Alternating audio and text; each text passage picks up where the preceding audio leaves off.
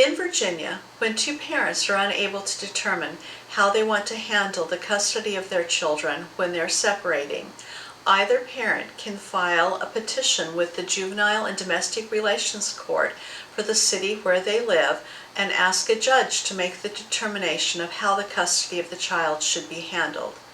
Normally when that happens, the judge will appoint an individual called a guardian ad litem, whose job it is to review the situation and make a recommendation to the court as to what they feel is in the best interest of the child.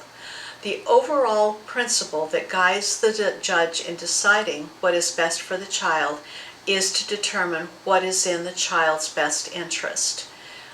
Underlying that decision is a premise that both parents should be entitled to spend as much time as possible with the child unless there is some other issue that would make one parent a more suitable parent to have the primary physical custody of the child.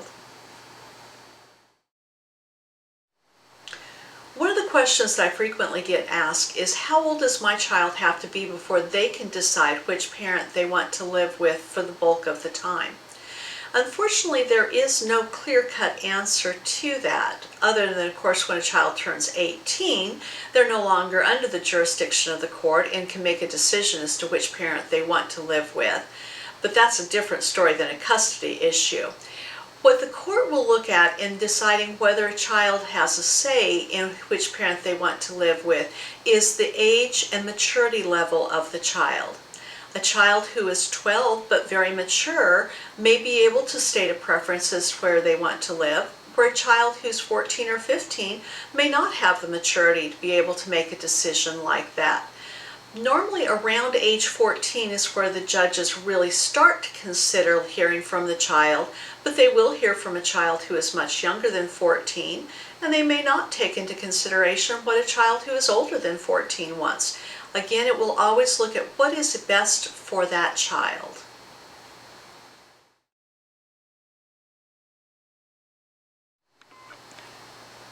Many times parents are concerned about the issue of child support, especially when the child is splitting the time roughly equally between the two parents. And they want to say, well, if the child's living with both of us, why does either of us have to pay child support?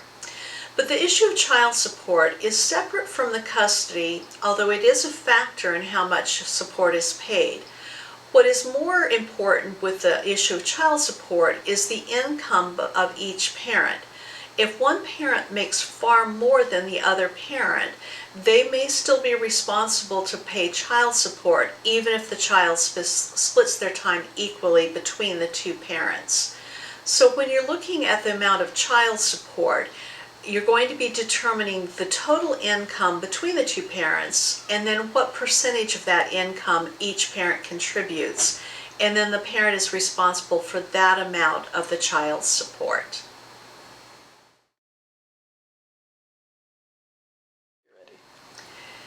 Parents often ask me, well, how long is it going to take for this custody issue to be decided? This is really hard on us and it's hard on our children.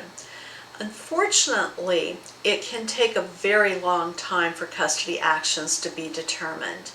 Typically, you will have an initial hearing to see if there is a dispute over the way the custody is to be determined.